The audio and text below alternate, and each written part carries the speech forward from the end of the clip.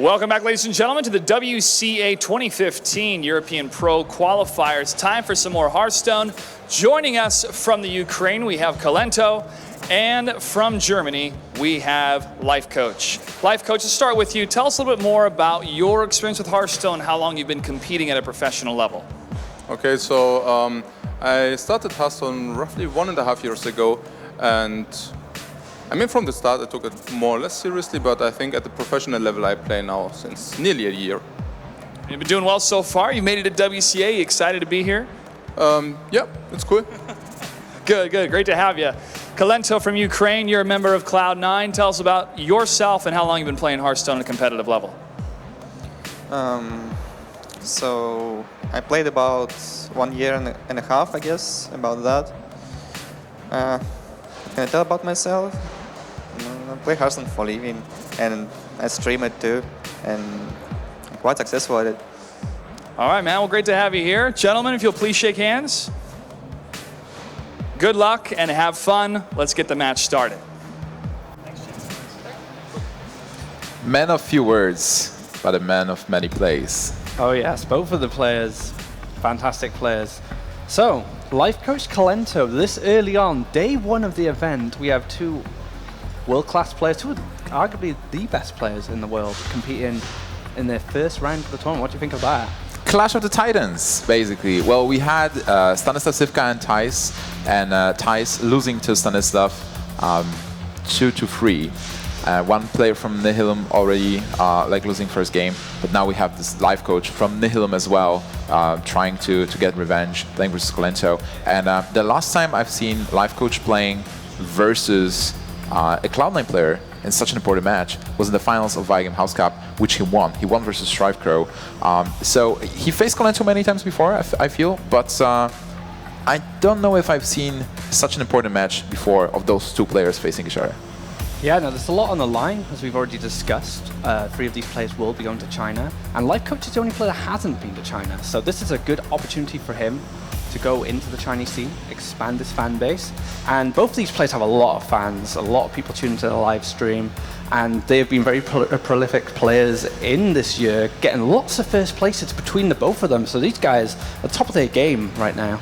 Yeah, when we were talking about the players before, we were thinking, hey, those guys are favorites to win the tournament. Thijs and Stanislav are super strong, but Lifecoach and Kolento, they proved themselves many times before, and they kind of play around RNG. Like a lot of people talk about randomness in Hearthstone, that it exists for those guys. I don't think it does, really. Like, with skill, with preparation, they are here on the top of the Hearthstone world.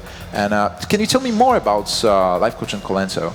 So Lifecoach has been taking the game more seriously as of recent, isn't he? He was in the scene and people knew about him and knew he was great, but it was almost not casual, but it wasn't as seriously, it wasn't an esport for him. And then he got signed, and then a career grew from that, whereas Kolento is kind of always been around, isn't he? He's always been kind of like a top dog in the esports scene and in a competitive format. So these two players are not, this is like the perfect matchup. This is like the dream matchup of any kind of sport. Like if you talk about football, for example, Manchester United versus so-and-so, this is like that, but for Hearthstone. Yeah, it's amazing. And on the other hand, there is Kolento from Cloud9, who is DreamHack Winter Champion, and well, he won so many tournaments, it's even hard to list them.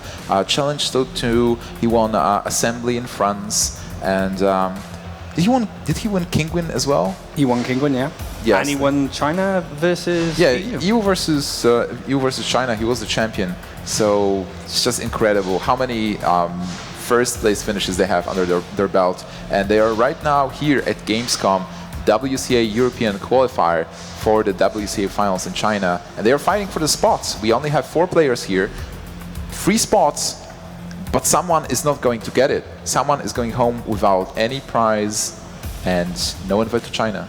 Just the experience itself, and that's not enough for these players. These players are extremely competitive, and they want to achieve, they want to win. It's not about money all the time for these players. It's about going to China and showing what they're made of. And Kolento has gone to China, and he has conquered China. He's been there. He's won an event on their soil. So something for him to go back to China and show he can do it again. So we can go back there and show the Chinese what he's got. That's absolutely true. But let's talk about their lineups as well, because for the qualifier that you casted before, they brought specific decks. And Lifecoach, I assume, is easy to scout, kind of, because he is bringing the same lineup more or less all the time. Yeah, his lineup's quite predictable, but they just suit him. Those decks are his decks, and when he plays them with such skill and game knowledge. Is just incredible. And what are those decks, by the way? Oh yeah, so we have Patron Warrior, which is kind of a new addition. He was playing Control Paladin for quite some time, but Paladin in its kind of control mid-range has kind of fallen off, even though Stan Sifka brought it in the last game. But yeah, so we kind of switched up a Patron, which is the powerhouse class and deck of the metagame right now. And then Druid, mid-range Druid, fast Druid, whatever you want to call it, and Handlock. So these decks we've been seeing a lot from Lifecoach through a lot of events. So no chance of Lifecoach bringing Rogue, Shaman, and Priest? No, I don't think so. If he brings anything but those lineups, I'll be very surprised. All right, but there is a chance for Kolento to actually bring those decks. Kolento, we've seen Kolento bringing Priest many times before to a tournament, having mixed success. Sometimes he wins the tournament with a Priest, and sometimes he goes 0-3 with that deck. But overall, what else would you expect from Kolento? Patron Warrior is a deck that suits him. He's a very technical player, very skilled player, and Patron Warrior is a very skill-intensive deck. A lot of decisions need to be made in very short spaces of time, and Kolento has kind of got the brain and the power to do that. And from there on, it can be really anything. Mid-range Zoo, he's been playing a lot of. He can play anything, Kolento, I feel. I feel Kolento has the ability to choose whatever he wants. And the fact he brings Priest to tournament, a deck or a class that people have been saying is just not that competitive, and he makes it work. He's one of the only Priest players left in competitive Hearthstone, and Maz even steers away from Priest these days. He started playing Hunter, so he's riding on the wave of Hunters and not playing Priest that much. There are still some players that are really running Priest and streaming Priest, but they are not playing those tournaments. But what's your prediction? Who do you think is going to take this game? It's going to be 3-2, which, no matter which way it goes, it's going to be 3-2. This is tough. I want to give the edge to Kolento if he can predict Lifecoach's lineup. That's not difficult, as we discussed. And it's not difficult. So he has an information advantage. He has knowledge that Lifecoach won't know what Kolento's bringing. Kolento can predict and at least prepare for that. So I think that Lifecoach will fall short, but only just fall short. It's going to be an amazing match. All right, so had you root for Lifecoach, heart? Yeah. Heart also, like with your heart, you root for Lifecoach? Yeah, okay. And my heart's in Lifecoach because not only because of his consistency, but his loyalty to his classes and his decks. And I appreciate that in a player. You know, he thinks you may know what I'm bringing, but I'm still going to beat you, and he does. He beats people. He brings these quote unquote predictable lineups, but it's what he's so strong with. Stick with what you're good at. Okay, I will go. It's like head was Kolento, heart is Lifecoach. On my side, heart is Kolento, because he is a part of my team, and if Lifecoach is going to surprise Kolento with a different lineup, or like if he mixes things a bit, then I will give an edge to Lifecoach. So I guess we're kind of mixed, but we're going to find out who is going to win. Game number 1 is starting. Kolento opening with Hunter versus Hunter from Lifecoach. And there's a surprise right away. So one of those decks we mentioned, which we've seen Lifecoach bring to a lot of events, is gone. It's been cut, and Hunter has taken its place. So what do you think? Do you think it's the Druid that's been dropped? Maybe Handlock, maybe Druid. I think Druid is a possibility, but I would not be surprised if he dropped Handlock as well. On the other hand, like you really want to bring Handlock versus Patron, so probably Druid is dead. Another thing considering Conquest as well, there's in a lot of events I've played in, be them qualifiers or just kind of open tournaments, I always encounter Warrior, Warlock, Hunter. It's a very strong, consistent Conquest lineup at the moment. So if he was to drop the Druid, it would fit that bill, a very consistent lineup and a serious lineup, you know, easier to play. Yeah. We've seen Lifecoach playing a Hunter before as well. It's his 4th deck. Like he's normally bringing the lineup that we discussed, but Hunter is his 4th deck, and he had a lot of success with it as well. But his hand is terrible. Mulliganing into Pirate Shredder, Kill Command, and Quick Shot is not what you want to have.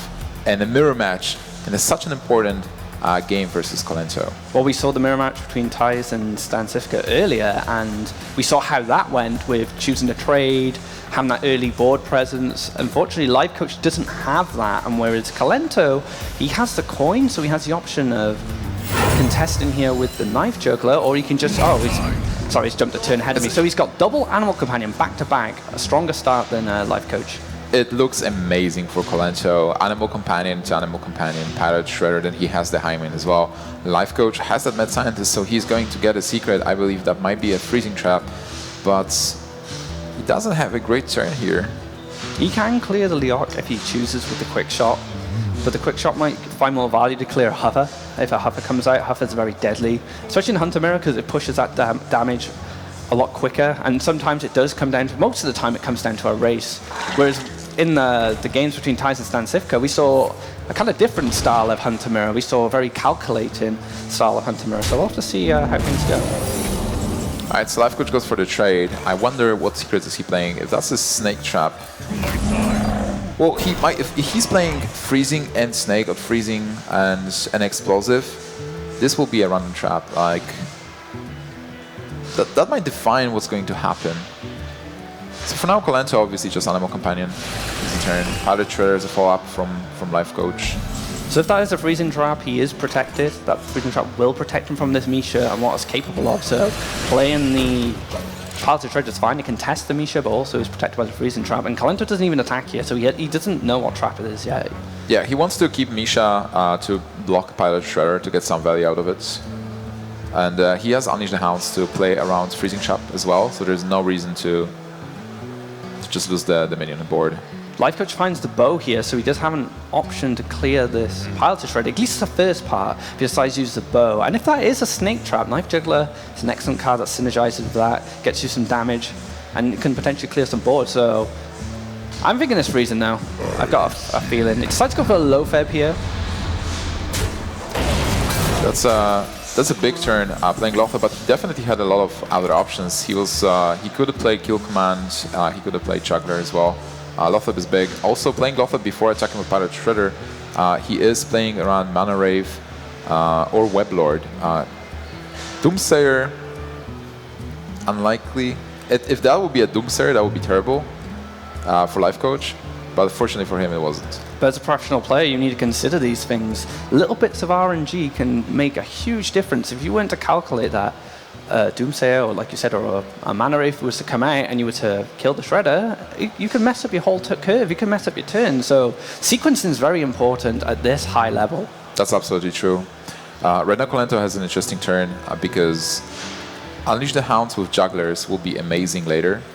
He needs to decide if he wants to use the Juggler now. He probably wants to just extend the board anyway.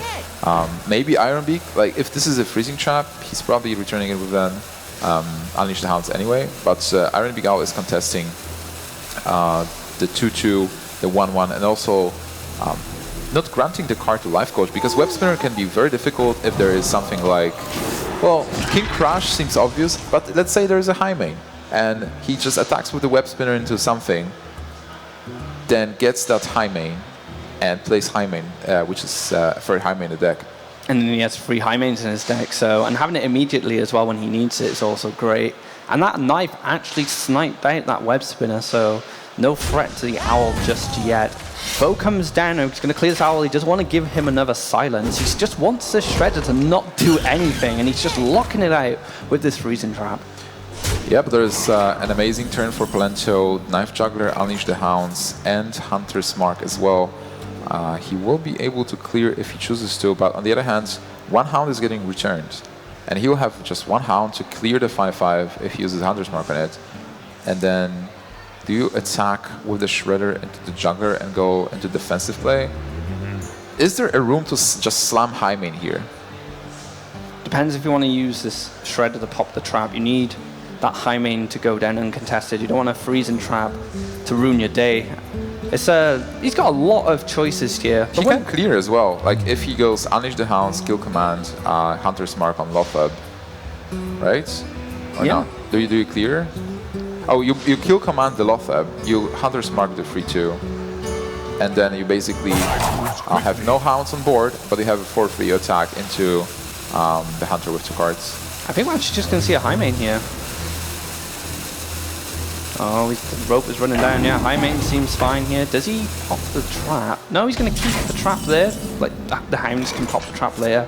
One thing that's cool about hounds, if you send it back to your hand with freezing trap, it can pop freezing trap again later. So you can keep it there, or you can use it as a kill command activator. So it's not a terrible thing. It's one of the best options for freezing trap if you're playing hunter to get a hound sent back, because it has a bit of utility then. Yeah. This Iron Big Owl is so great for a life coach, because right now he can just go all in with everything. There is no way he's going to die. He has what, like that's 10, 13 points of damage. Put them to 11, and then next turn he will be able to maybe cast one kill command right now. I think you should, if you're going to commit to the owl, I think a kill command would be fine. You can attack for, basically, you can deal, what, 16 points of damage. You have 8. It is tricky. It is tricky if you want to play Iron Beak Owl right now. You might actually want to Iron Beak, maybe the high main, play one kill command. You are getting one knife for free, and then you're left with kill commands and a kill power for the next turn. So massive damage from Lifecoach. Just going all in. Kolento will have to clear this board and start healing, because Lifecoach kills him in 2 turns. Yeah, there's a lot of pressure. All of a sudden, we had kind of a minion. We had a minion war before, a tempo war, and all of a sudden, loads of damage comes out of nowhere. This hunter just does so much burst, and it puts the player on the clock. And that's really good. That's an excellent play there. So now the big question is, Kolento clearing this board and then going for attacking face with a lot of damage. Can Lifecoach find the damage to finish Kolento off next turn? Can Kolento have enough damage to finish Lifecoach next turn? So everything can still happen this game. There's only 5 damage for Lifecoach in his hand. Kolento has 6. Kolento is dealing 11 plus 2, 13 points of damage right now, putting Lifecoach on lethal situation next turn. Quickly. Oh, this is tense. He's going to have to clear this anyway. It comes down to the top deck then. I mean, look how much damage he was able to do. All that burst in hand as well. And with no answer to clear the board, it just gets tougher. And if a trap comes down as well, it's not going to make much difference, but it does protect him from a charger if there's one available. Oh, and he found a beast, but he'll not have enough to kill him. I don't know this. I don't know about this trap actually, because if he would use hero power, will he have enough? Oh, he has the kill command in the hand, obviously, yeah. So a good play from Kolento, and that's it. Like Lifecoach didn't find anything, I guess. Maybe like if he clears something, is there enough damage? Is this the Doomsayer kill commands? I've seen players do it before, just as an option, because the Doomsayer can change everything, and it's the difference between winning and losing. It seems he not really concerned here, and this could be game. Actually, if you would clear the Shredder, there was still enough damage for Kolento. A massive comeback. It's just crazy what just happened. It seemed like Lifecoach had it with so much burst, double kill command, going for the risk that he is going to draw just 1 point of damage. He needed a beast, he needed a Hunter Creeper, he needed a quick shot, unleash the hounds. Like so many cards, so many outs, but Kolento finishing the game and taking his first game. And that's high-level Hunter Mirror right there. Like we saw before, 6 health, you think he's done. And then all of a sudden, it just swings. The other player finds the answers he needs, he finds the sequencing he needs to come back and win that game. And that little dog ended up helping towards the win there. Yeah, it's actually amazing for me that there was Lifecoach had this great board, like Juggler and Lothab, and Kolento, instead of playing defensively, like, oh my god, I need to clear this, he just played a high main into the freezing trap. So Lifecoach was like, yeah, I have double kill command, I'll go for face. And from that point, Kolento was able to build up the board that helped him to finish the game with the spells he had and survived. So he took that risk and he made that game-winning play. You know, sometimes, especially with Hunter, I think you need to take risks. In the mirror, you may have to just overextend with your damage and just try and finish them off, because you might not have enough answers come later on. If that opportunity is there for you, take it. It's the best. It's one of the classes that can really capitalize on like high risk, high reward plays. Yeah. And we saw Ties take a big risk earlier with the Molten Giants. With Molten Giants, and that was excellent. It was an excellent play from me because it really paid off. So just goes to show, if you can take a good risk, it can win you the game. Yeah. Well, Lifecoach took a good risk as well. It didn't pay off for him. Well, he wanted to draw a beast, and he did in the end, but didn't have enough mana to finish the game with he was just High Main and a Keep Command. little bit out of there. If he'd drawn just a Haunted Creeper, it would have been fantastic, but High Main just wasn't enough. And people say High Main is so good, right? In that situation, it wasn't. And it wasn't there. But we are going to see more of Hunter games from Lifecoach because the deck is still there. We are playing Conquest, best of 5, so every player has to win with every deck that they brought. Kolento's Hunter is out of this round. He needs to win with the other 2 decks. You know, we saw Stan Cifka go down 0-2, and he came back 3-2. So it can go either way in this format. That's what's good about this format. It's not just like last year's stand-in. You could really snowball with just one deck and kind of just 3-0 someone with Hunter or whatever. And it didn't really show the true potential of the game. And I think Conquest definitely has improved on that. It lets the player have to show he's multi-talented with different decks and different play styles. And a lot of these pro players do lean towards different playstyles with their decks. They won't bring free control decks, or they won't bring free aggro decks. Mostly, they'll mix it up, and it does really show their talent. That's true. And game number 2 is starting. Lifecoach versus Kolento, Green Patron versus Hunter. What do you think about this matchup? So mid-range Hunter has a good time against Patron in the early game. And High Main can be a big problem for Patron to deal with unless they have Execute's the only real hard removal, or they have to throw their face with a Death Spite on a Death Rattle at air. And you don't want to take 6 damage from a High Main at any point. So if the Hunter can find some early momentum, he can really take charge of this game. But on the flip side, it's Patron. It's capable of anything. Its reach is it's just magical. Incredible. It's a magical deck that can win versus everything. Yeah, it just does Patron things, and Patron things are scary. You just don't want to be on the receiving end. Frothing Berserkers hitting you for 40, Patron boards just clearing the field. It's just chaos. All right, so Kolento opens with Mad Scientist. His hands double Eaglehorn Bow. Doesn't seem that great, but on the other hand, it is some damage. But what I think Kolento needs are minions. Minions that will pressure Warrior. An excellent Fire War Axe from Lifecoach. Lifecoach's hand is pretty good. Yeah, Fiery War Axe is fantastic against Hunter because it does contest those early minions. And a lot of the cases, they call it Win Axe for a reason, especially against like tempo decks, like Zoo and stuff. It's fantastic draw for him. He's got Eaglehorn Bow as an option here, can recharge it with that trap when it gets popped, but he's got 2 Eaglehorn Bows, very clunky. Quick Shot again, very clunky. Kolento's hand's not looking great. You might just hero power and play Abuser Surgeons, because Abuser is a card that needs to be dealt with, and on turn 3, Taskmaster might not be the best play, it's not mana efficient. But I want to talk a bit about Lifecoach's hand. I think versus Hunter, it's like this kind of Hunter is very decent. He has the Coin and Nomish Inventor that he can play this turn, and then he has Death Spite that he can use on the other turn, going into the Green Patron. Now with Torison, he might change his plays. I don't think. I think still like just coining out Nomish, unless you really want to coin Torison. I would not like to just pass turn 3. I think you have to be a bit aggressive.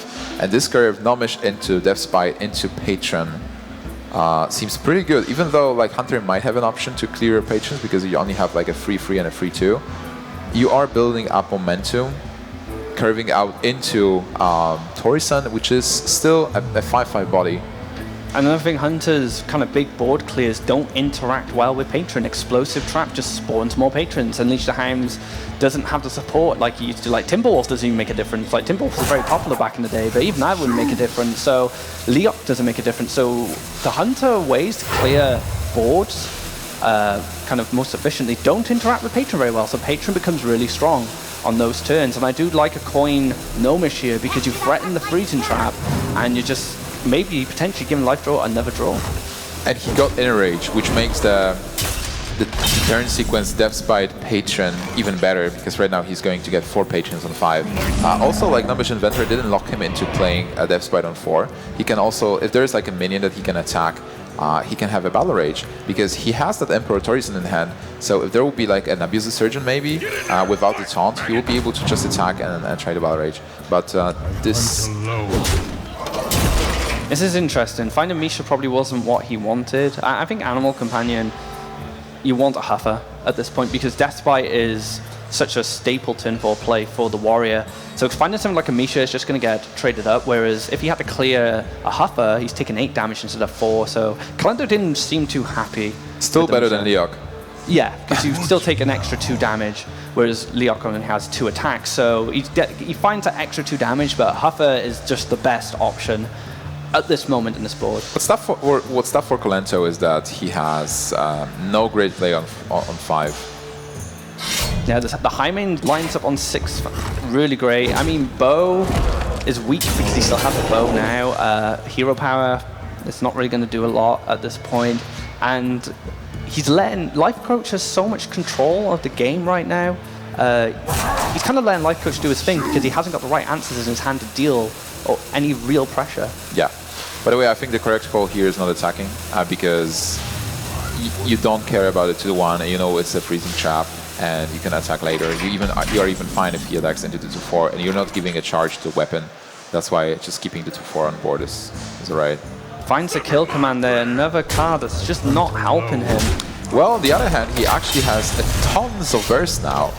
Lifecoach already on 14, and you know, Patron is not Contra Warrior. People think about Patron having a lot of great cards, and Lifecoach was actually playing double shield block in the qualifier and 1 shield slam. But is he still playing those cards? Being at 14, not having Armor Smith in hand, not having any life gain, I think Kolento still has a chance, even though this looks amazing now for Lifecoach with Patron, Inner Rage, Weapon Attack. Yeah, those cards are actually going to find Kolento will have the reach he needs to win the game, but it's still really tough. He has a Battle Rage coming up after his Patron turn if he decides to go for it, and then he could find an Armor Smith and a Whirlwind. He's got a Whirlwind in hand and just generate loads of armor. So Kolento doesn't have any answers to a big Patron board here, which is the threat really. And unless he finds something, unless he finds some more burst, that could potentially help him win the game.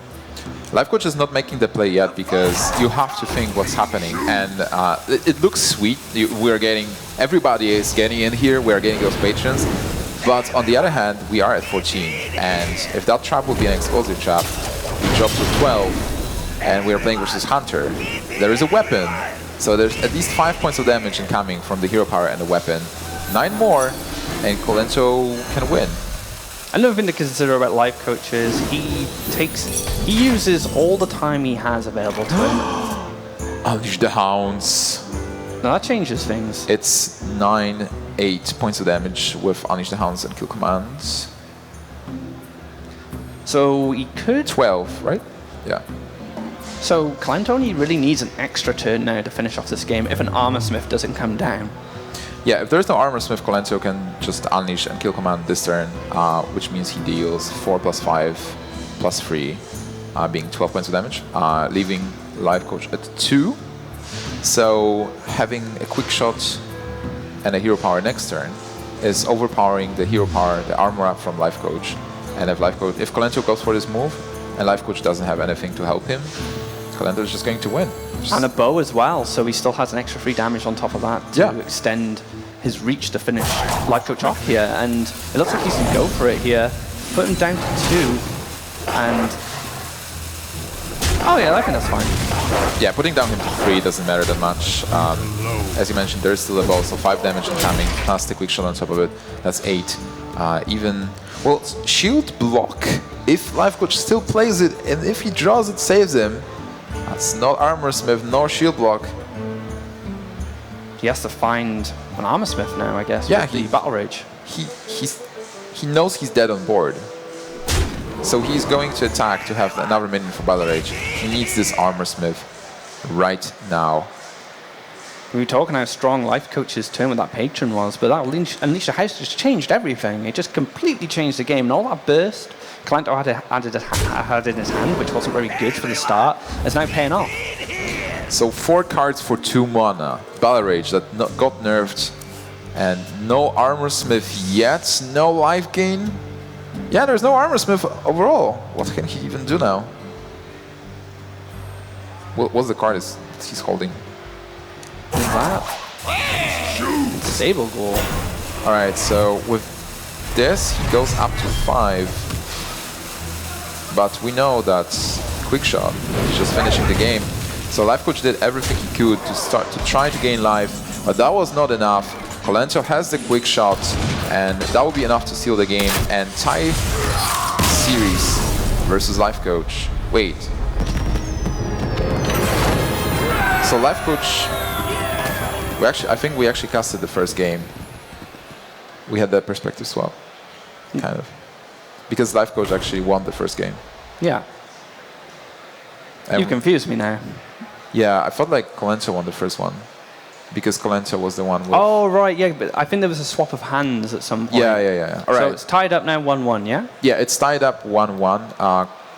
Lifecoach was the one who brought Patron, and Kolento was the one who brought the Hunter again. Yes.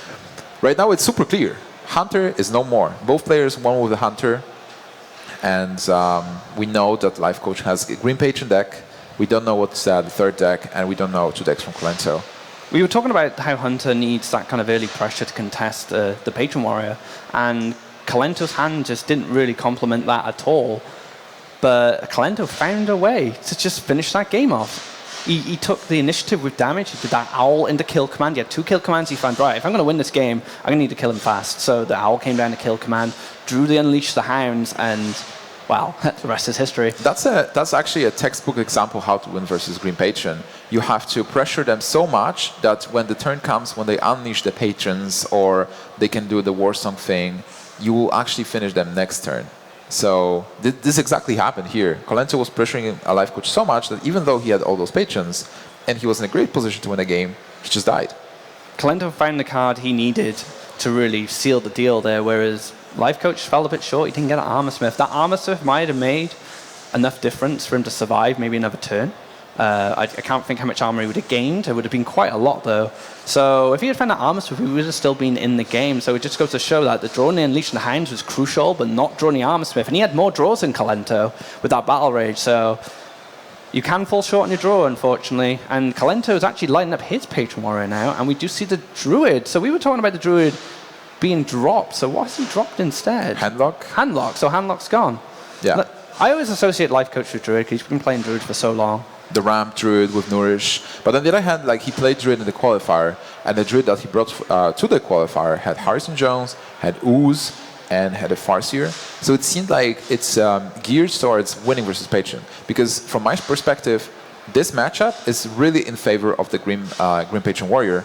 And what happens mostly is that you have Execute for early creatures that come with Innervate, maybe, like the big guys. Then you have weapons to deal with them. And then on 5, you are looking for a Death Spawn on board, Patron, and Inner Rage. You spawn 4 Patrons, and Druid has no way to deal with that. He will need like double Wrath and Innervate, Swipe to like clear the board. If he doesn't have this combination of cards, he is never going to win against those Patrons on turn 5, and you just win from that point. So a very difficult matchup for Druid, but if you're running double Weapon Destruction, that changes a lot.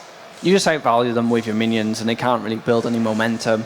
And Patron is a deck that doesn't need the Warsong Commander to win this match. It can very easily Inner-Rage Whirlwind on, say, 6 with Patron, and then the Druid's like, I've got the Swipe, that doesn't interact very well, I don't want to give him more Patrons, and Wrath only deals with 1, Hero Power only deals with another, and there's still 2 more, and then he just Whirlwinds more, and it becomes a nightmare for the Druid. But if they can get some really strong kind of ramp pressure, and Ooze will definitely help here.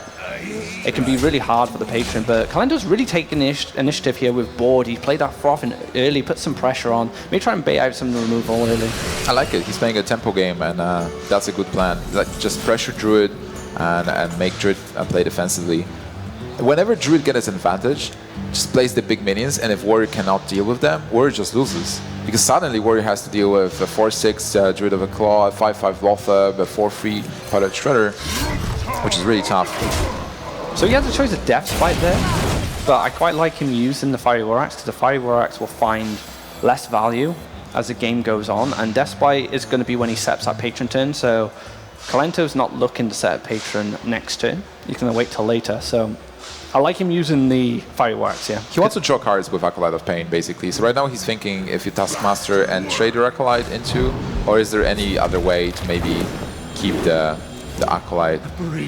Oh, he's playing Shield Block. Interesting. We see the odd choices, maybe 2 shield block, 1 shield slam, 2 shield slam, 1 shield block. There's a few variations of where shield block comes in. I've actually seen a list with no shield slams, just the shield block to have some extra sustain against some of the more aggressive decks. Tidler was playing 1 shield block in the final of DreamHack Summer, which he won. So that was a possibility. And I wonder which version is he playing. Are we going to see shield slams or not? He wasn't playing shield slam in the qualifier.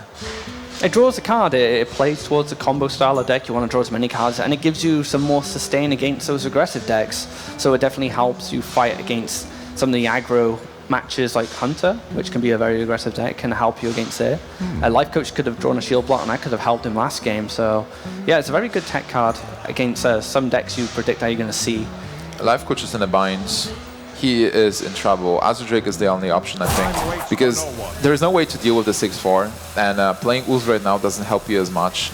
Just getting rid of this weapon. This is not an Ooze target. You want to target Deathbite with an Ooze and just stop a big patron turn. So a passive Azure Drake, hoping to draw into something. He has the Force of Nature for next turn to help him clear the stuff, but right now Kolento is just the one in the saddle and being aggressive. We could potentially see the Deathbite come down here. Or we could see him use the Cruel Taskmaster. It depends how much he values this Cruel Taskmaster on the board right now. It looks like he's just going to go for another Throbbing. So starting to build up another threat on the board. Armor Smith as well. So this is where Druid can start to struggle. Lots of minions on the board. Not very good cards to remove them. Swiped would be really awkward here because it just makes the Throbbings more powerful, gain armor. Wrath doesn't deal with either of them without hero power. So yeah, this is creating a lot of trouble for Lifecoach. I really like this play. And Force of Nature is so bad now. Oh wait, if you got Innervate, does it help a bit at least? Not really. Not really, no. He can deal with the 9-4, but he just starts buffing up the other Throbbing and gaining armor, so it's really awkward. Alright, so is Force of Nature an option at all? So like, if you get a Force of Nature, you are going to kill the 9-4, but then you have a 9-4. Yeah. And if you attack into it, it's an 11-4, and you're just going to die next turn. He might have to do it just to survive. It's just kind of a desperation measure here. Can't leave. You can't leave because you're dead if you leave it. And not only that, there's still probably plenty of interactions Kolento can create with Whirlwinds, and also it's to find even a little bit of extra damage, even if he went for the heal. But Force of Nature... He goes for the Wrath draw. Because if you draw... Oh, that's a nice top deck. The Big Game Hunter is going to deal with the 9-4 here and not buffing the 5-4. I think that was the best thing he could have. That was amazing. Yeah, that was the best card to get. So now back to Kolento. He has 6 points of damage on the board with Deathbite. That's 10. That's still amazing if you pressure the Druid, especially because Deathbite is going to stay on board. But is there anything else you can do? I mean, Lifecoach really had some great luck with that draw and found a way to sustain for this turn, but it doesn't stop the pressure from Kolento here. It's still really tough for him to come back.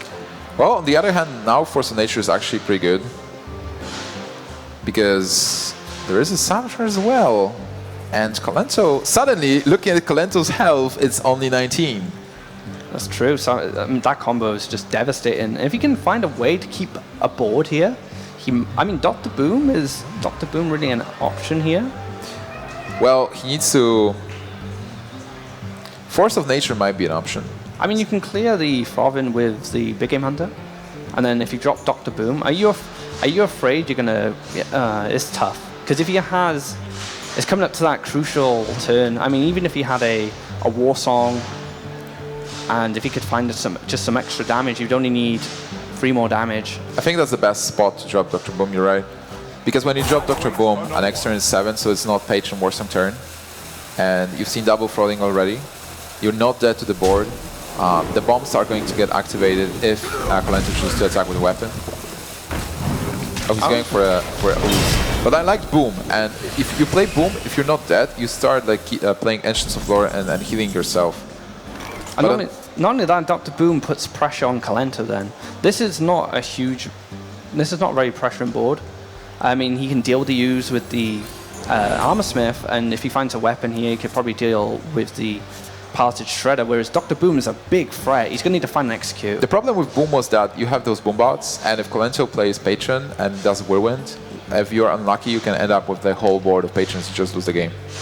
I guess another issue as well, if you look at what Kolento's drawn, Whirlwind, Execute would have just dealt with Dr. Boom, no problem. At least piloted Shredder gives you something a little bit more stickier, sticks to the board, brings out a death rattle, just brings a bit, keeps the pressure going, which is what Kolento needs to start, Lifecoach needs to start doing now. He needs to start putting his own pressure on. He's drawn a combo, he's drawn his win condition, he just needs to set it up.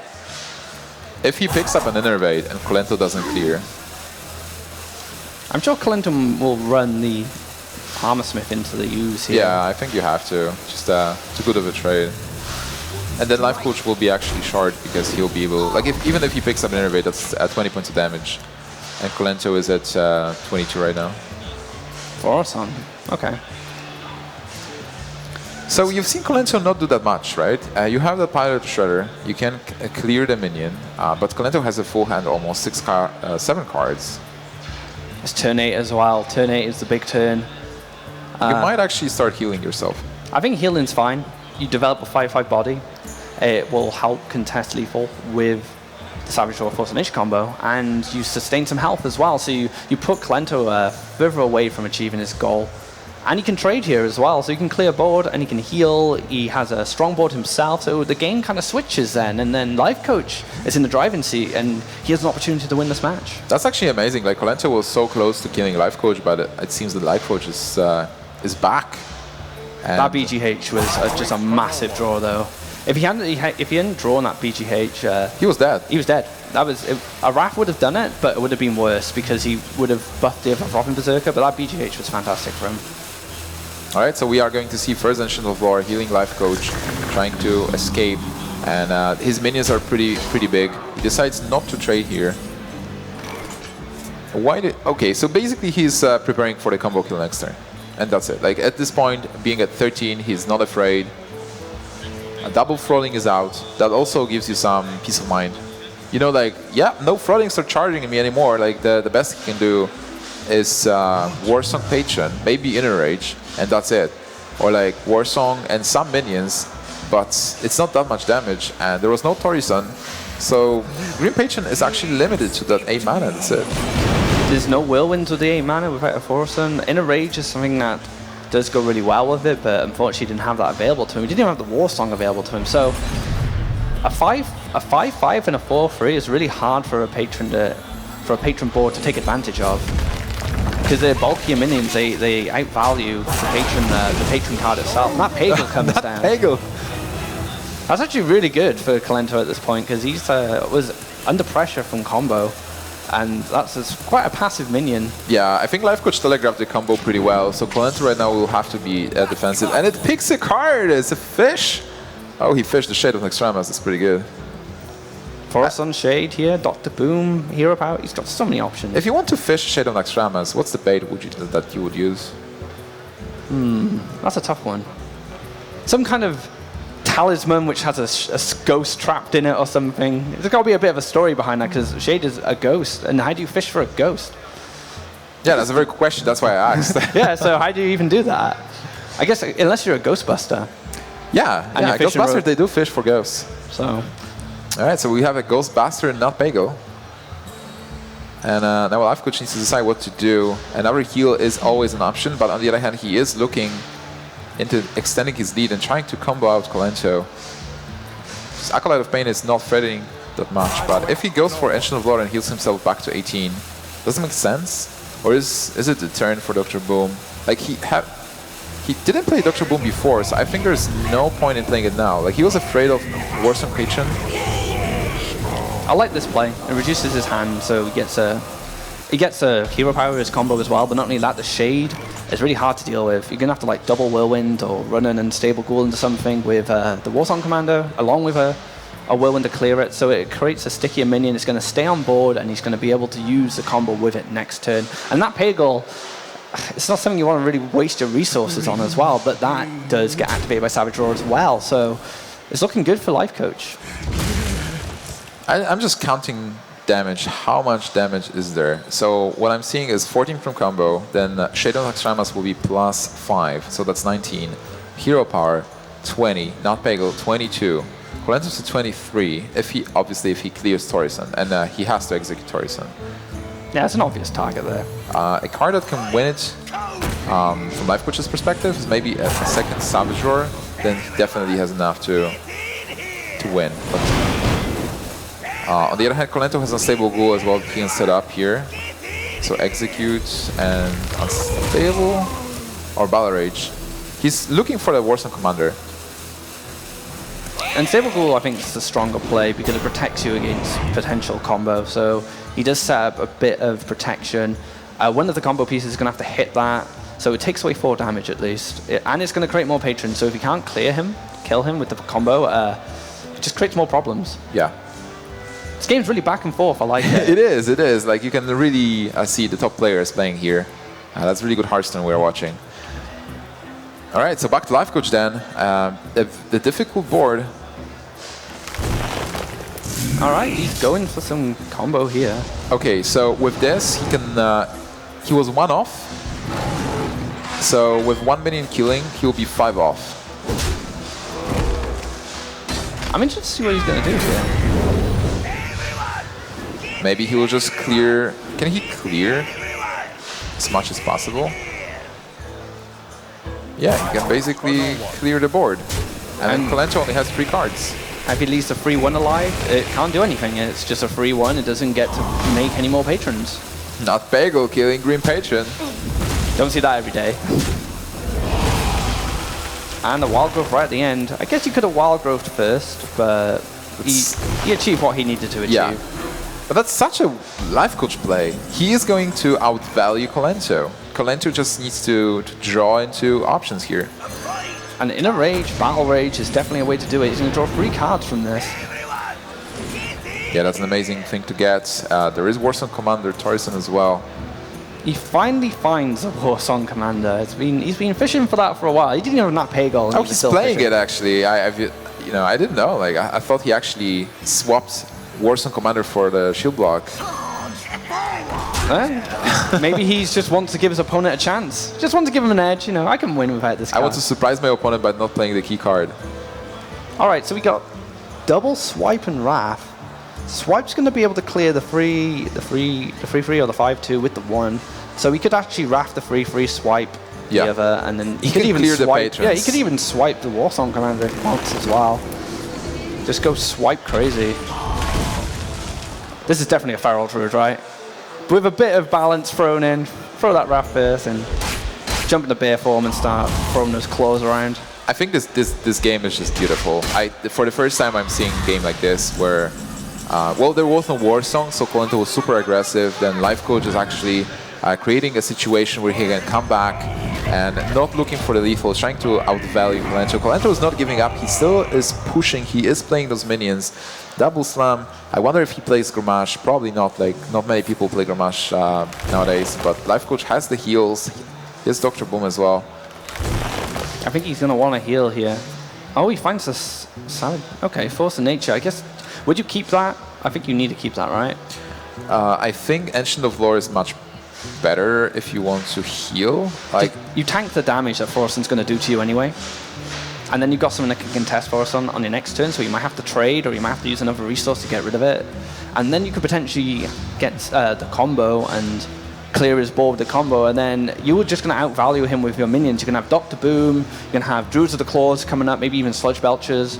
So you could go for the game plan of just trying to outlast the patron, which is what his game plan has been so far. It shouldn't be that difficult. Kolento only has 3 cards in his deck, so 6 cards available for him, 3 in hand, 3 in the deck. If Lifecoach just kills all the threats, and he still has Hearthstone Jones as well. So there's a weapon. Weapon might only strike once. Well, there surely is a second Death Spite. Speaking of Death Spite. So you get a Death Spite. So Kolento gets going the aggressive again, swinging straight for the face there. Going to play the War Song as well. It's kind of lost its value with both the Frothing Berserkers gone and both the Patron cards, so Kolento's just finding any way he can squeeze a win here. So that's 8 damage incoming. If you just play Ancient of Lore, heal for 5, and Hero Power, you get to 11. Which means that if Kolento if there is still like a minion with 2 attack, it's not enough. He'll be 1 off. And then you can go with Druid of the Claw. If you go for the Druid of the Claw this turn. And then if he plays the Ancient of Law, Kolento has to deal with that then. So it puts pressure on. If he plays Druid of the Claw, he loses. Because then double slam attack and there's 6 to face. So Ancient of Law is a very correct play. But Kolento will be 1 off if he gets a 2 attack minion. And he will be able to draw all the cards in his deck.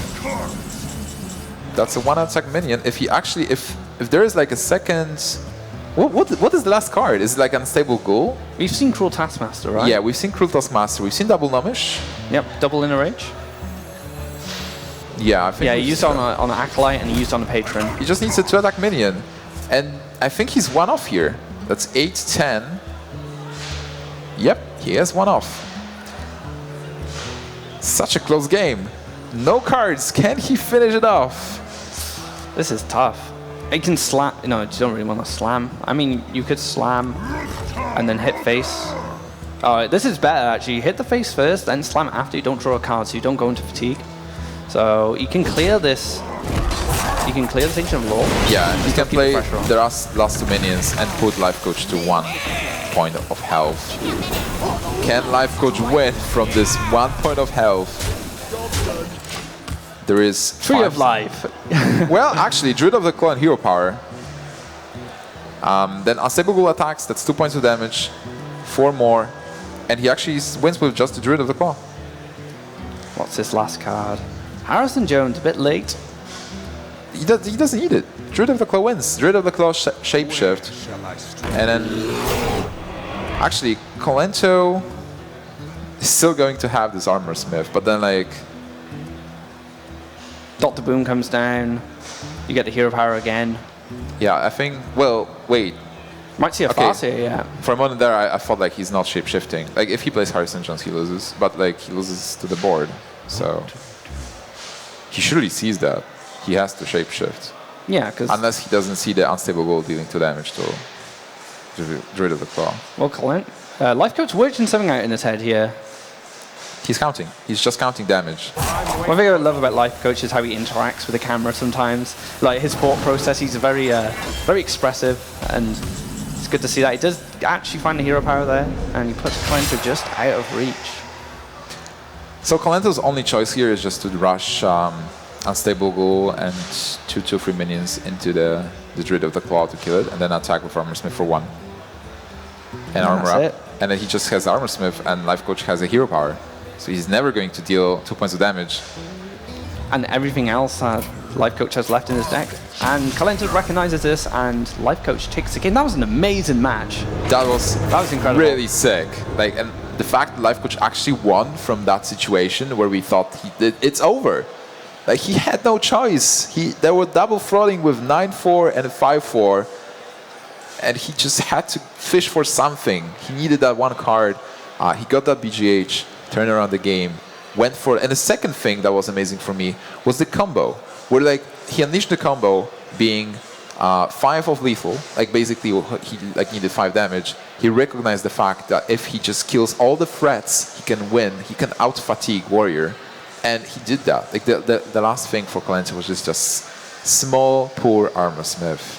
He's trying to deal that 1 damage, which is never enough. Kolento fought until the bitter end, and he almost found it. He was 1 damage away from finding it. So don't give up, guys. Kolento shows you don't need. It was looking pretty bleak for him towards the end, but he didn't give up, and he was 1 damage away from winning. If Lifecoach would play Harrison Jones, the game was over. That would be a misplay, a miscount, and he would just die. So never give up, never surrender. Always go for a chance that your opponent will make a mistake. It is stressful. It's a big tournament. I would say that game just showcases how talented both these players are, but Hearthstone at its highest level.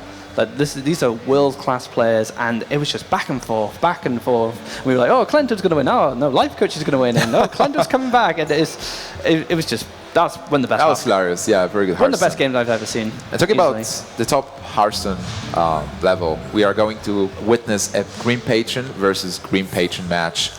And if Lifecoach wins it, he wins the series. This Kolento just needs to make a stand. This matchup is really interesting. Now, both of them have shown fantastic patron play in the past. Lifecoach actually, in the qualifiers, found a lethal that me and Cowley didn't even spot through sequencing. He found the damage through a very accurate sequencing, which we didn't see off the bat, and he managed to win the game. And we thought it was over for him, and it was incredible. And Kolento here just showed us that he can take you down to 1 health, and he will keep fighting, even when things just look completely bleak for him. So fantastic. Both of them just showing their skill. This matchup, by the way, is really nice. There is a couple of ways that it can finish. So the key points is who is starting the game, and the player who goes first has an advantage, because the player who goes first is able to play Deathsprite first, and then is able to play Patron first, and maybe Inner Rage. So if you have a lot of patrons on board, it's really tough to kill them if you are a patron yourself. But if the game goes a bit longer, you can't really get those patrons on board, or can't get a lot of patrons, because there is a possibility of flooding Warsong that will just charge your face for 16. Because your opponent has those whirlwinds and has damage-dealing cards. So there's a lot of things that can happen, a very difficult matchup. I'm still not clear if you should armor up on 2. Sometimes you don't have to, because you want to have a Battle Rage. And if you don't have a weapon in hand, it might be tough to get damaged before the floodings get you. And that one card can make a big difference in this matchup. I like to describe this matchup as kind of a standoff. You got 2 cowboys at the opposite end, and they've both got their hands on the holsters, their guns ready to draw, and they're waiting for the first person to move, and then they'll react. Yeah, that's definitely true. It's like a game of chicken, like 2 guys sitting on a powder keg, and whoever is just going to run off before it explodes. Lifecoach here, trying to think about what to do. This is a very hard matchup to navigate, especially if you know your opponent is of like a similar skill level. He doesn't have a weapon, that's really troublesome. So the setup from Kolento with Acolyte of Pain and Unstable Goal is super annoying for Patron if you don't have the weapon. Like, even if you have the weapon, their Execute is a way to deal with Acolyte of Pain, but on the other hand, he is still getting hard, like in this situation at least, right? You have to damage Acolyte to be able to execute it. So for Lifecoach, I don't see a play even. Do you? Like, you can't play Frauding, because Frauding is one of the key cards. To win the game, you need that card to be able to swing the game back in your favor if he commits to the Patron first. And BGH is also a card, like, you might be thinking, hey, it's Patron, so there's really a lot of Patrons on board. There's nothing to BGH, but there is the big Frauding. There might be Grommash. You have Inner Rage. You have the Taskmaster. So if there's Torison, you can just ping them, get them to 7 attack, and then BGH is actually a removal card. So tempo BGH here, being just dying to 1-3, didn't make much sense. Ty's actually played a really good mirror against Savitz in the qualifier, Patron mirror, and they were kind of like just doing stuff, drawing some cards, and then it got to a point where they were both just not doing anything. They were just waiting, and I think it was Savitz who made like the first move, and Ty's capitalized on it, and he, if I remember right, he won the series. But it was just a standoff. They were both like, whoever makes a move loses. Armorer, pass, draw a card. Like, they were just waiting for one person to go first. Right? Kolento is just slamming Acolyte to draw cards because he doesn't have a move as well. Just going with Deathsprite doesn't make sense. It only gives Deathsprite the possible Harrison Jones, and you get nothing from the Whirlwind effect. Torison is a nice pickup because he has a Whirlwind, he has Warsong as well, but he needs to get more cards, and he basically needs draw, and he has Acolyte, so it's not terrible. On Lifecoach's side, he's missing Frauding, but he got the Green Patron. No Inner Rage though. Again, what do you do as Lifecoach here? Do you just play Armorsmith and armor up? It just seems kind of weak. You might just continue waiting. Like, you want to draw cards, you have no way to draw cards. You cannot really play anything. If you play Armorsmith and Unstable Goal, what does it achieve? Nothing, really. Yeah. You give him an extra card, you give him some extra armor. You give yourself extra armor, so your Battle Rage is not as effective when you find it eventually. So, yeah, this is what this matchup is like. It's so bad. Like, you can't even play. Oh, definitely not playing Patron. But like if you play Unstable Gold and Armorsmith, and if there is a patron from Kolento, you're only helping Kolento. Basically, if Kolento gets a patron play next turn, Lifecoach has no way to deal with that. It's just a patron. And Kolento has a way to deal with this. Each draws another way to deal with it. So he could use a Fiery War Axe here. He could set up the Death Spite ready for his own patron turn when it comes along. But he hasn't found the patron card yet, so the Death Spite might be worth holding on to. Yeah. Well, this turn he can just Fire War Axe, kill the free, attack for free, and armor up. And it's nice because he drops below full health, so now his Battle Rage, when he gets one, has a better value, and he still doesn't give Lifecoach a Battle Rage value. So if Lifecoach is sitting on double Battle Rage and just is desperate to draw cards, he will not be able to. And Lifecoach draws an Acolyte of Pain. Okay, so he's got something, but it's still a little bit awkward. Just really wanted like a Death Spite. So I think Acolyte of Pain and Stable Ghoul's not too bad because he protects his Acolyte, almost guarantees a draw, and Kolento's Acolyte's going to die as well. But it's still a bit awkward. He wants to find slams and stuff like that, you know, which actively draws him a card from responding to Kolento's board, but he's not drawing those cards yet. He just needs to set up the patron somehow, and he cannot play patron Whirlwind this turn, especially because he already lost one patron. So, yeah, Acolyte and Stable. You have to play Unstable if you commit to the Acolyte here, because it's just going to eat the weapon. You're going to draw one card, and you're not getting any closer to where you need to be as Lifecoach. At least with the Unstable Ghoul, you can guarantee at least 2 cards, unless he just kills the Unstable Ghoul and decides to execute it. So execute the Acolyte once it gets propped. Oh, he decides not to go for the Unstable Ghoul here, so it's probably just going to eat a weapon, I imagine. There is still no patron for Kolento. Yeah, definitely. I mean, like, if you want to deal with Acolyte, you just attack into it, and that's one card. I think there was some merit to playing Unstable Ghoul there, just to guarantee at least 1, maybe even 2 cards.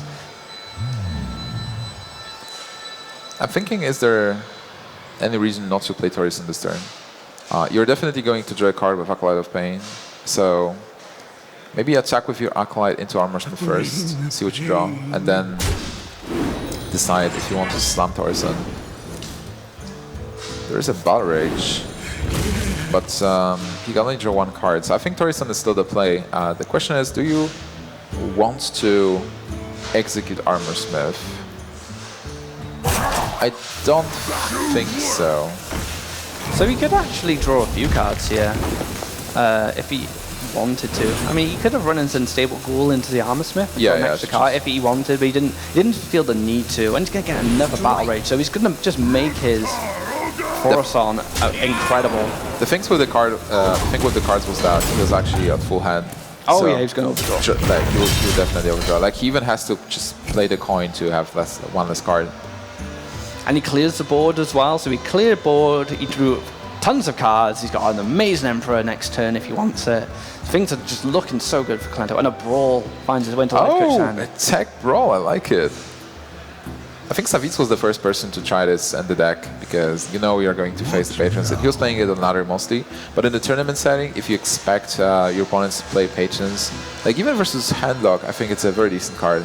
It definitely helps out with that matchup.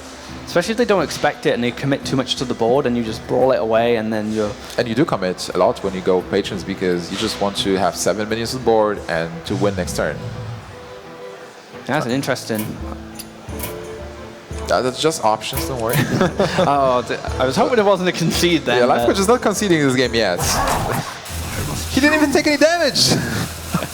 Concede at 30 health and 1 armor. Oh, this is it, so... See, you could say, all his patrons are gone now. Where does he win? That card from Berserker can change everything. So he built a nice board here, and his win condition's not even gone. That from Berserker is his win condition almost. Because when Kolento commits too much to the board and he can find some more tools to help make a giant froth, and you could kill him in like 1 hit almost. Can Kolento clear this? He's got 1 execute. He's got weapon. It's going to be tough. He can clear at least 2 of them efficiently. with a weapon and an execute, leaving him on 2 more mana.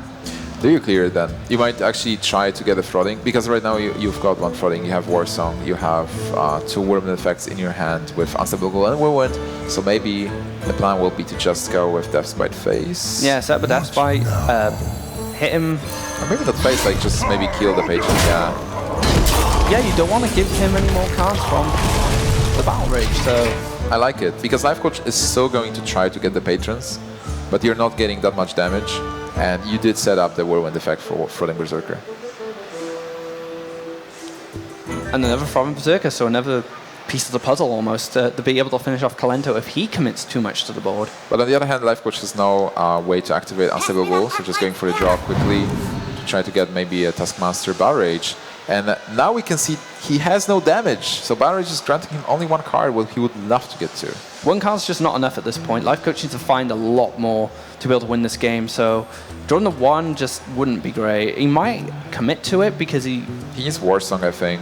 He needs that Warsong commander, but being able to play an Unstable Ghoul's not too bad. He might be able to set up a bigger Battle Rage later, so protect him with the Death's Bite as well, because Death's Bite actually clears his board, well, it clears his patron board at least. I think Unstable Ghoul is an obvious play. You have to play it as, because it works so well with the Death's Bite from your opponent.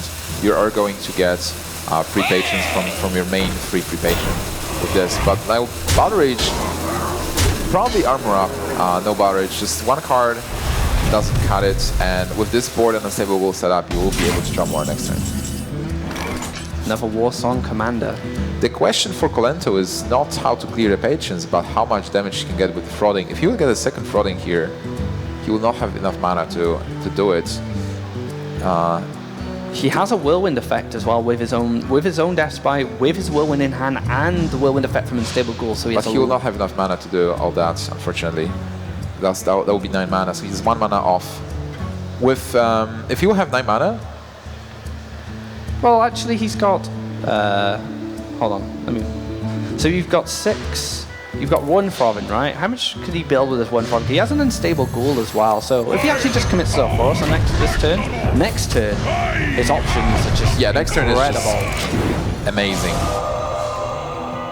Basically, 1 Whirlwind. Yeah, it's tough to count because one of the patrons will die, and sometimes you have to count like Whirlwind as +7 because there is 5 plus 2 minions on your board, 5 on the other, and then the second Whirlwind actually increase in value, it will be +9. So you can actually clear the Forest in here and draw some cards. If he runs the free 1 patron into the Forest and then runs an Unstable Ghoul after, he can do a good Battle Rage.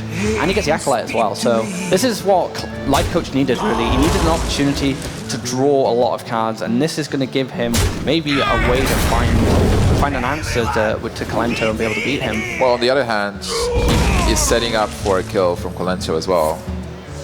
It's dangerous. This is what this is why this matchup is scary. It's very dangerous. I love it. I really love it. Still doesn't find a Warsong though. Death's Bite is not bad. Maybe just keep 4 minions on board and Death's Bite face. Attack for 9 at this point, and now we have to count Aqua Blood. Now we have to count. So there's 4 minions on board. So the first Whirlwind is +7 if he plays 3 minions, or maybe even +8. The second Whirlwind will be plus... And then in a range as well. I think this should be lethal, right? Yeah, because we have at least 3 Whirlwinds. And the first one is 8, then it's like 10, and the other one is 11, I think. In a range, so there we go. Alright, so this is +8. We get 2 more patrons. So another one is +10, and another one will be even more patrons.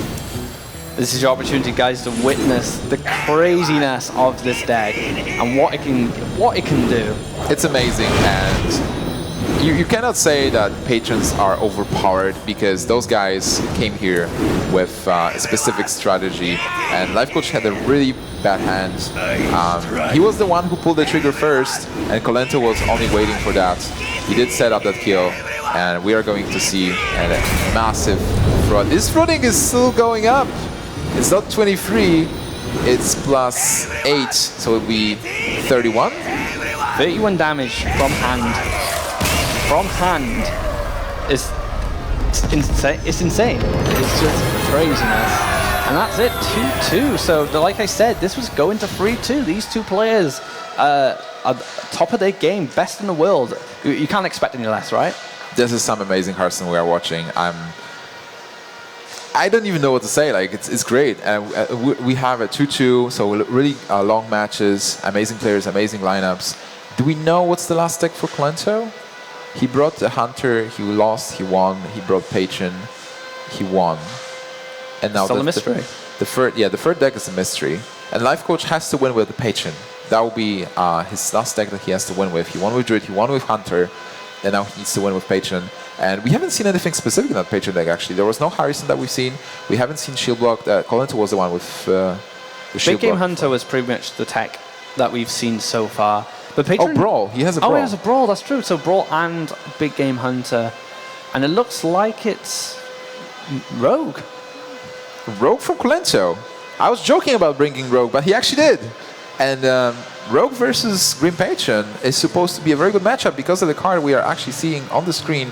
Blade Flurry clears the patrons if you have Deadly Poison. It's so clean as well, just deals with the board, and it deals with the War Song as well.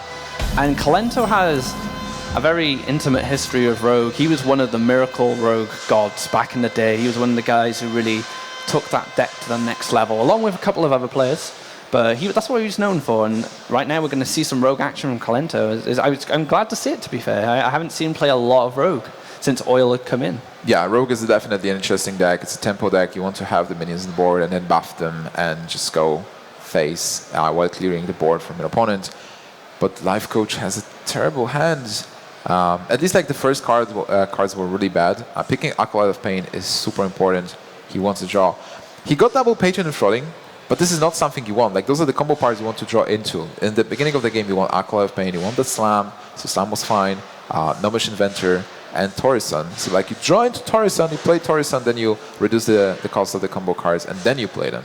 They're the cards you find later. You find them with your draw mechanics. Getting them in the starting hand is usually terrible. It's not too bad, say, having a Patron against a Druid, because it just guarantees you a good 4, 5, or 6 play to kind of swing things in your favor against them. But in this match, Patrons are just dead cards right now, and this is not what Lifecoach wants. He just wants draw. Fortunately for Lifecoach, Kolento's hand is not great either. It's just Flurry and Eviscerate where you'd love to have Farseer, SI7, Violet Teachers if he's playing one Pilot or Shredder. So you want minions that can establish a board and that you can be the one being aggressive. Preparation is not helping. He doesn't have a turn 4 play. This is terrible. Do you even hit face here? You might not, because of Battle do. Rage. You just pass turn 4 without doing anything. Make some shiny new daggers, throw the shinier ones away, and just pass. Like, you can't think about killing Acolyte in one blow, because Lifecoach will have a lot of ways. In theory, you'll have a lot of ways to enable Acolyte and draw more cards than one. And Prep Eviscerate is just too many resources to throw at an Acolyte. That Prep's going to come in handy to draw cards with Sprint. Maybe make a turn you couldn't play normally. You can cheat a turn, get a cheap Tinkers or something. So Prep's got too much value to be thrown. And an Eviscerate as well as Burst. You don't want to throw that many resources just at this Acolyte. Lifecoach is thinking right now, hey, did he misclick turn 4? Like, why is he passing without doing anything? Like, where's that Shredder? Where's that Violet Teacher? He missed weapon attack! Oh no, not really. Our Lifecoach is thinking, why didn't he attack me? I want a Battle Rage.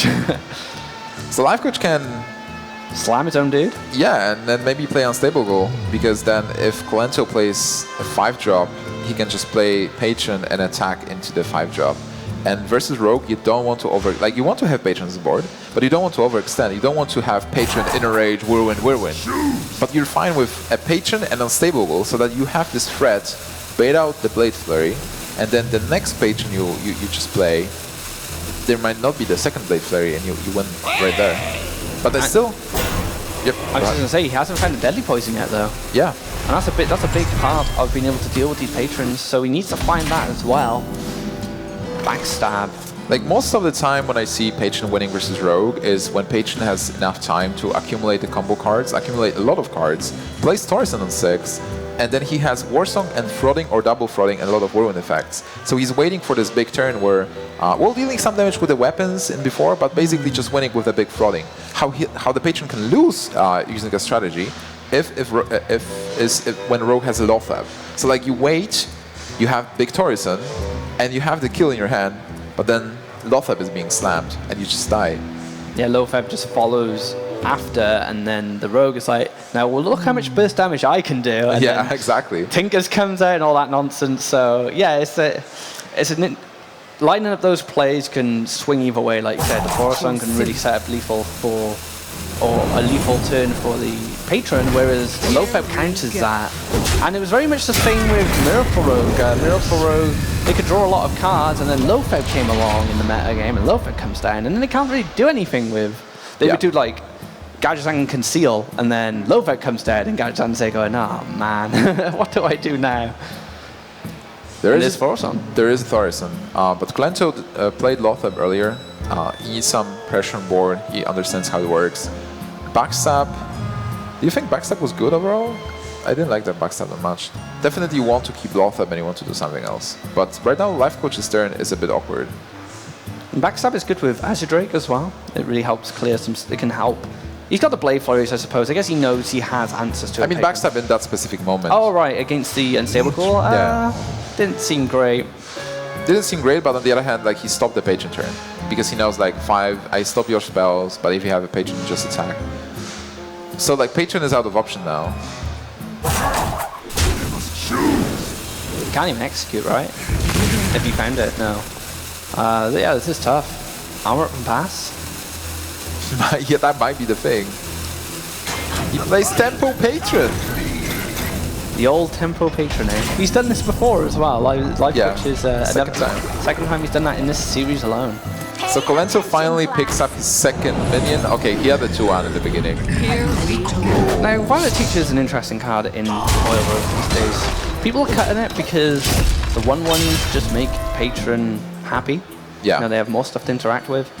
But And Shredders were coming back. Shredders are becoming more popular. Yeah, exactly. I definitely agree. But on the other hand, like if you set up, you can set up a trap. So like you play Violet Teacher and they attack into your tokens, get a full board, and then you Deadly Poison Blade Flurry. But what Kolento really needs is sprint. On the Lifecoach side, well, Torison seems okay because he has a lot of cards, but is it really okay? He doesn't have War Song, he doesn't have Whirlwinds, he doesn't have Executes. He doesn't reduce the cards he needs, and I think Forosong will just bite the dust to say an Eviscerate and a token. Yeah. And it just 2 mana for a 6 mana. He keeps his Lothab, he keeps his Violet Teacher, he still generates more tokens, and Kolento just takes kind of the initiative in the game, and Lifecoach will find it really hard to come back unless he finds a War Song. He needs a War Song. Yeah, he needs a War Song, and he has a lot of drawing cards in hand, so I think that he just needs to start slamming and playing Number's Adventure as well. He goes for the Torison. Well, on the other hand, Torison is still a big 5/5 body, and he will be able to try to find his War Song, because right now all those slams are cheaper. So instead of just wasting his whole turn to draw cards, he will be able to waste half a turn to draw cards and then use the other half to play them. Fan of Knife sets up a nice Eviscerate here. But one thing that'll probably be on Kolento's mind now is he's dropped Forson. What can he play next turn? Everything. Because 8 mana is your patron turn without Forson, but now Forson's reduced his hand. He's got to take into consideration what else he can play. Can he play a big patron turn this turn? But next turn, sorry. But Kolento does have Blade Flurry, so. Well, with so many cards and just waiting, he can play you can be dead as being Kolento with so many minions on board. Basically, like War Song, double frauding. Doesn't find it though. Whirlwinds. He has double frauding actually. If he finds a War Song, where he doesn't have enough Whirlwind effects. He finds a Whirlwind. Finds a Whirlwind. So if Kolento is not able to seal the game, Lifecoach might still steal the game from Kolento in the last moment. Another Whirlwind is massive. He can clear board here as well. So he could Whirlwind execute, and he can play a minion as well. So he's got a way to clear the board, which is really nice. Do you want to clear the board? Like those minions are actually good for you. They buff the fraudings. So this is what he's considering now. Do those minions hold any value? Pass me that arc light. Yeah. Does he find the war song? No, he finds Fiery War Axe. Does he play the war song? That was the same for Kolento. Like, he didn't get the war song for the longest time. Oh wait, no, that was Lifecoach. That was Lifecoach, yeah. That was Lifecoach. History is repeating itself. Yeah, he can't find the war song. Alright, gets 2 cards with the Battle Rage, finds another Battle Rage. So if Kolento doesn't deal with this Gnomish, he's going to have an opportunity to Battle Rage again, so he might just find what he needs. Sabotage, interesting. A very nice card. Against Patron. Yeah. Clear a minion and clear the weapon. And timing your weapon removal against Patron can really mess up their day. So it's a very... Weapon removal is so strong against the Patron. But for now, he can just attack for 1. And Reaga. Strong play. No merit to Sap here, I don't think. Don't want to give him more cards. It does stop him from Battle Raging for 2 cards, but he kind of just draws a card anyway, so it doesn't achieve anything.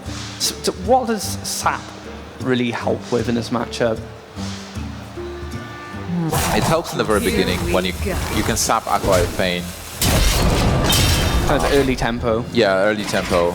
If you have a bad hand, or maybe like when you have Lothar and on turn 5, you can perhaps sap to sap something big, maybe like even Torison. So Lifecoach still with no war song, and those Frolings and Whirlwind are just waiting, but this is not enough to just win the game when there is a couple of minions. But like he's getting mana, and then maybe something like Warsong Patron Frolling can be lethal. That's 9 mana next turn, so he will not be able to Warsong Patron Frolling Whirlwind. But I think the long game actually favors Lifecoach.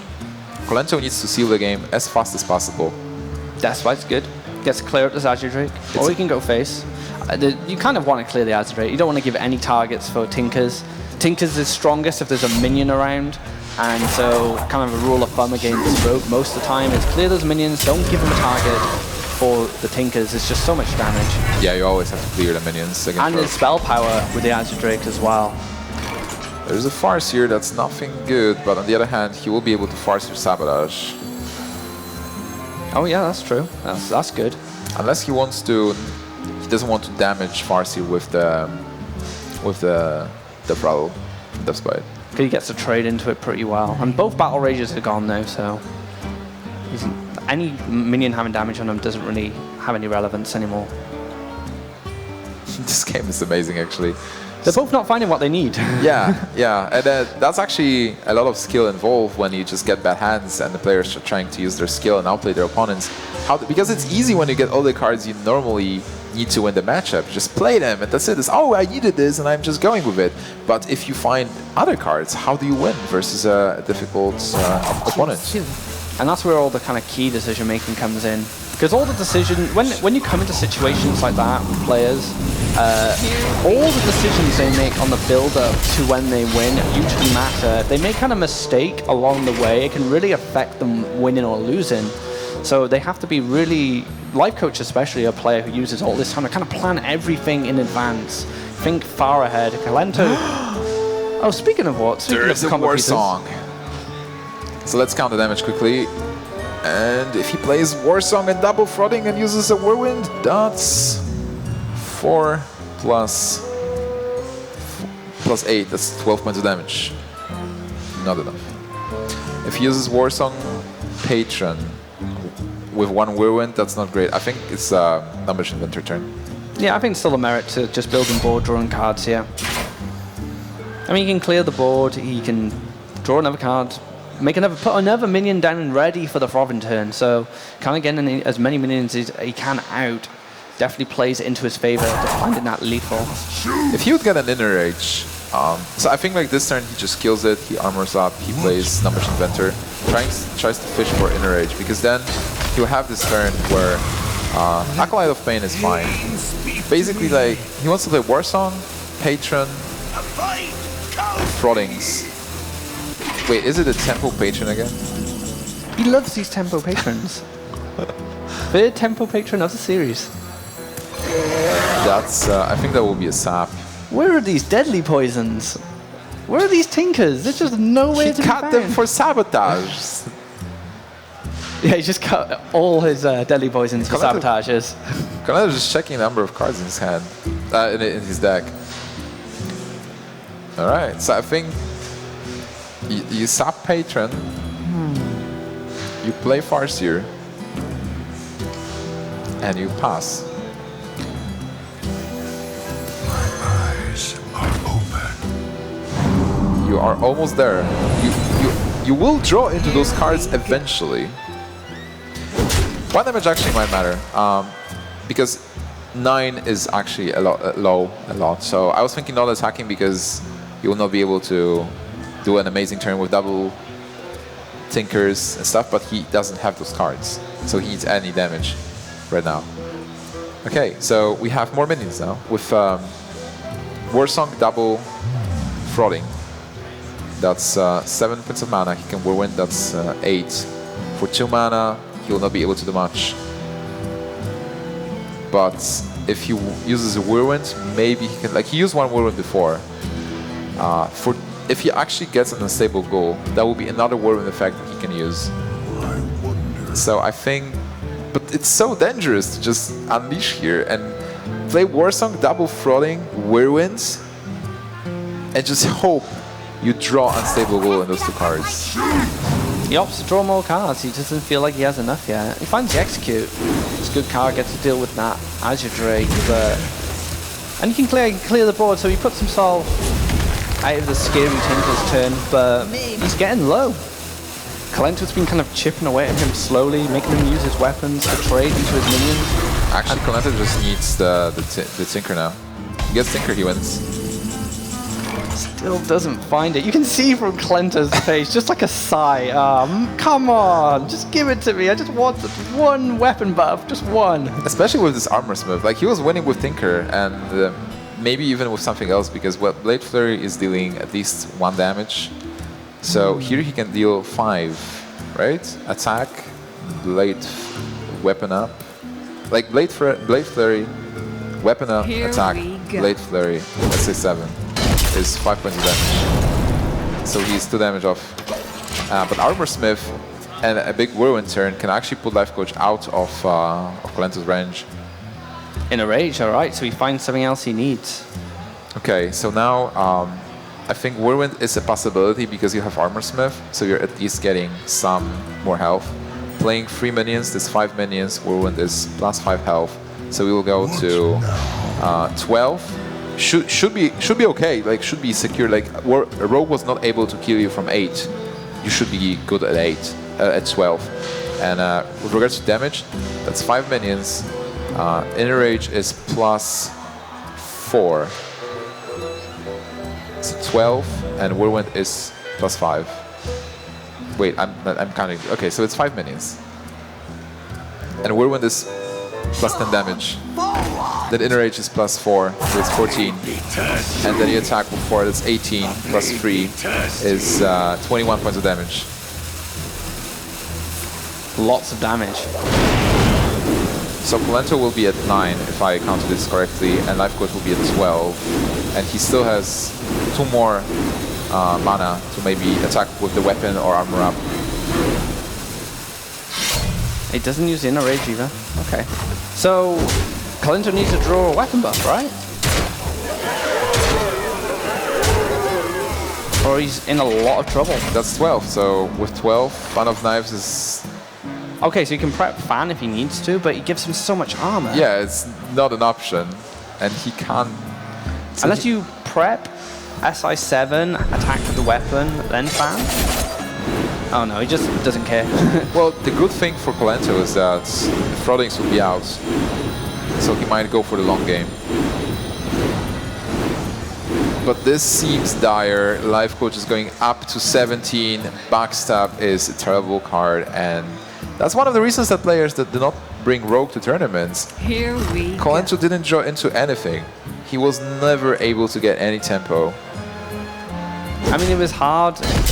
I mean, Miracle had the same problems sometimes, but not as much as Oil, because their draw engine was just so much better than, say, Prep Sprint. But it looks like he's gonna have to clear board here. Double flurry. Double. For 1. Oh man, this is desperation. And this 3-3 gets cleared and he's left with a backstab in hand. Down to the wire again with these players.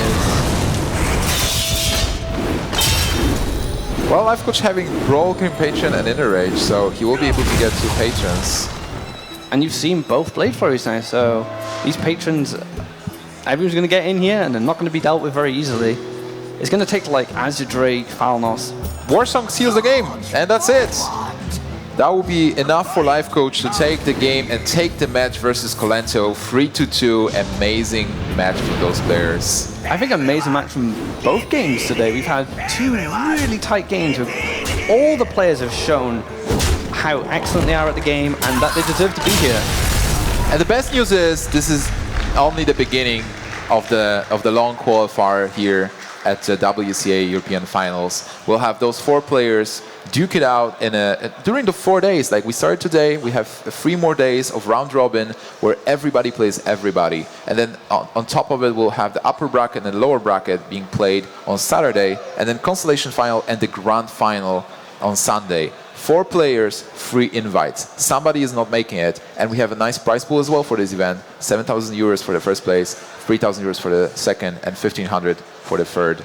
And I'm hyped, man. I just want to see more games. What a way to start off this event. It's incredible games. Both series have been fantastic. And we've seen some really high-level, high-skill play from all the players, and especially this last series where we saw that Druid game come down to the wire, came down to 1 damage. And this game, we saw how the players used what resources they had. They didn't have the pieces they need to finish off their games, but we saw what they did to try and find their win conditions and how they responded to each of their plays. Fantastic stuff. Those guys are on top of the world, and I believe we have Josh with Lifecoach on the stage, so take it away and let's hear our questions. Thank you, gentlemen. And you did call it. It was a 3-2, a close matchup, but Lifecoach is the one that was able to take it. I want to talk first about Game 3. It seemed you had to fish a little bit for some of those cards, but you're able to get what you needed to get that victory. What was running through your mind, waiting for the cards needed in order to take down Kolento? Well, actually, I mean, for those who have the scene still in the mind, there were different options, but like not healing would have like lost immediately, so I could have actually healed for 5 life in order like to gamble that Kolento doesn't have this additional 5 life, which means like playing the Ancient of Lore. But like even if he doesn't, if he wouldn't have like these 5 damage immediately, which is very likely, but even if not, I probably would have not have any chance in the game. So I thought that my only out in the deck is BGH, so I actually played Drake into BGH because I think like these 5% where I get BGH are even higher than like my chances to win if I don't play the Drake are probably 0, like 0.0. Yeah. Well, it worked out for you, and then in Game 5, you're able to armor up and get the kill. Seemed there was a lot of patience going between you and Kolento. You're able to win out. What was it about Game 5 that you felt you really had it in the bag? Yeah, I mean, actually in Game 5, like from the starting perspective, like I only got like really crappy cards. Like double Patron is horrible. You don't want like Patron against Rogue, which actually meant like, I mean, till turn 4, I thought like this game is already over. Like seriously, like nothing I could do about anything. But then he actually skipped the complete turn 4, so that was kind of nice. So I didn't. Yeah, I mean, this like meant I didn't lose immediately, and in the end it was like super close. I mean, really, literally every turn I was prepared to die. I mean, like seriously, like the last 6 turns, 100%. So, yeah, really happy that I chipped that. Well, good. You won. Congratulations. You have 1 victory under your belt. You're going to play again tomorrow for some more Hearthstone. We're going to take a quick break. When we come back, WarCraft 3, and then following WarCraft 3, Heroes of the Storm. You're watching the WCA 2015 European Pro Qualifiers. Stay tuned. Thanks, Mike. Thank you.